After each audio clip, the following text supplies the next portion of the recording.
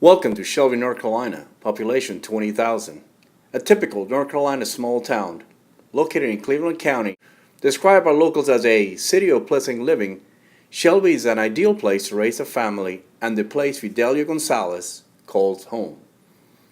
Gonzalez is an undocumented Mexican immigrant, husband to his wife Eva, and father of 7 children.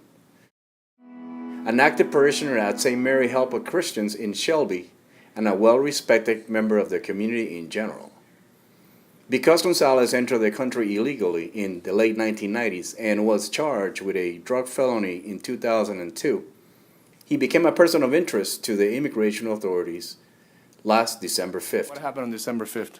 Well, someone just came and knocked on my door, and I think it was Ruby that came out and opened the door, and they introduced like they were police officers and they were wearing the police uniform. They told me that they were looking for some information, that there were some people robbing around the place here. So I feel like it was my responsibility to come out and talk to them, and I came out and they were asking me questions and stuff, and a few minutes later they just told me straight up that they were ICE people, and they showed me a document.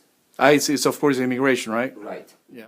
Gonzalez was immediately taken into custody and then shuttled within a few days to the Stewart Detention Center south of Columbus, Georgia, near the Georgia and Alabama state line, not knowing if he would ever see his pregnant wife or 7 children ever again. So my name is Father Michael Cotter, and I'm the pastor here at St. Mary Help of Christians in Shelby, North Carolina. Fidelio is very involved in our parish here, and he has a wonderful large family. And not only is Fidelio involved, but actually his family is a part of our parish here on a daily basis. I mean, Fidelio is our Hispanic representative for the parish council, and he's on the Knights of Columbus here. He's at Mass every Sunday. His children, I think 2 of his children are in our Spanish choir, and his wife is in the Legion of Mary.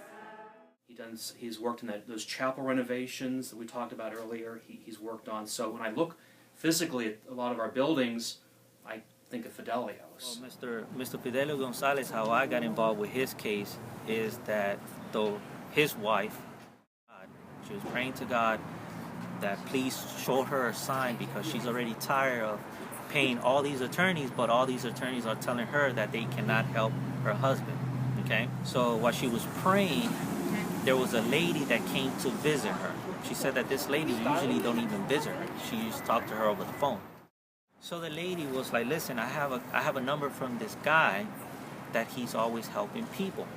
Give him a call. When we sat down, we sat down that same day, we sat down and she explained to me, the whole entire situation, what her husband was facing. Something told me, you need to help this family. So word trickled out in both the Anglo community and the Spanish community that Fidelio was taken away.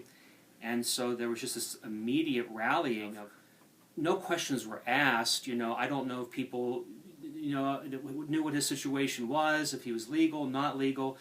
It was just so wonderful that there was just, what can we do to help? Besides praying, the first thing that we realized is that letters would need to be written in support of his good character.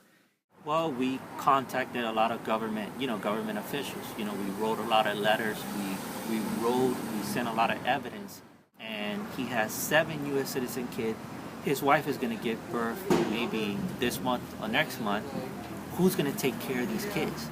He was released on January 14th. And the reason that they released him, humanitarian grounds. They found some documentation that we sent to them, and they were going to release him based on that. Fidelio had no recourse to go before a judge because of his previous situation. It was supposed to be automatic deportation, so back to Mexico. Because of these letters that were written, because of his character, he's back with us today. Now he has to go to things in court and whatnot, but as I said, the miracle is that he is with us. He's been reunited with his family so he can provide for them. How old are you, Victoria?